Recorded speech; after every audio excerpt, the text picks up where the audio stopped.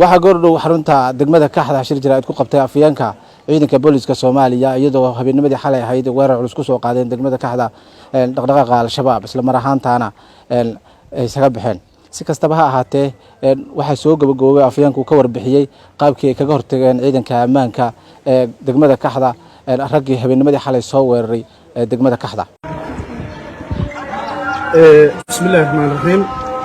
23 Agoosto 2023 markale waxaan joognaa xarunta degmada Kaxda ee gobolka Banaadir halkaas oo rabno in shir jaraa'id oo kooban aan ku siino ummadda Soomaaliyeed dhacdo weerar fulinimo ah oo naftahallagnimo ah oo xalay qawaaristu ay ku soo qaaday saldhigga booliiska degmada Kaxda xalay 50 daqiiqo abaara labadii saq dhexe labadii oo 10 daqiiqo dhiman ayay qawaaristu weerar naftahallagnimo ah ku soo qaaday saldhigga booliiska degmada Kaxda ee gobolka Banaadir qawaarista ayaa weerar ku adeegsatay gaari ay ku soo rareen walxaha qarxa kaas oo ujeedadoodu ahayd inay ku dhibaateeyaan saldhigga booliiska iyo xaafadaha kale ee agdhow ee dadka shacabka ah ee degan goobtaas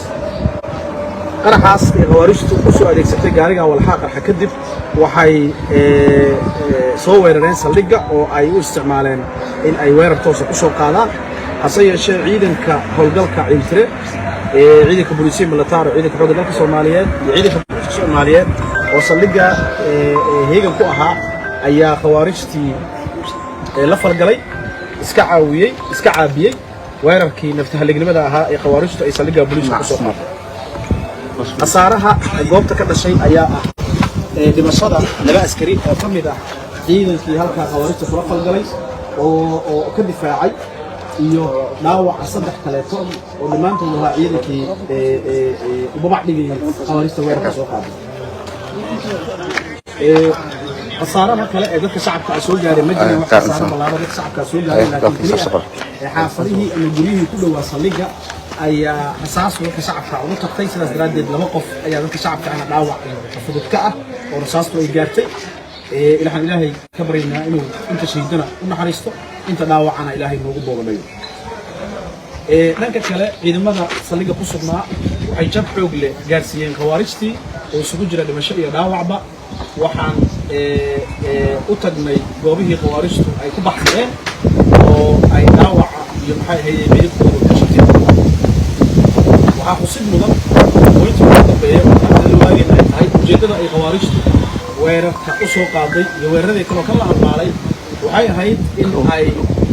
attentionka weerarada goobaha furimaha iyo banaanka magaalada looga qaaday iyo jabka xoogganaya ciidamada xoogga dalka iyo ciidamada kale qalabka sida jamhuuriyaddu ay gaarsiiyeen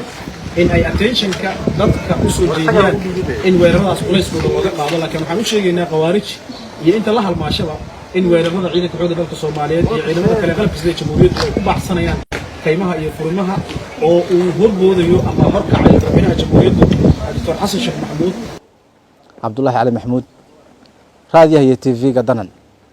xarunta degmada Kaxda magaalada Muqdisho.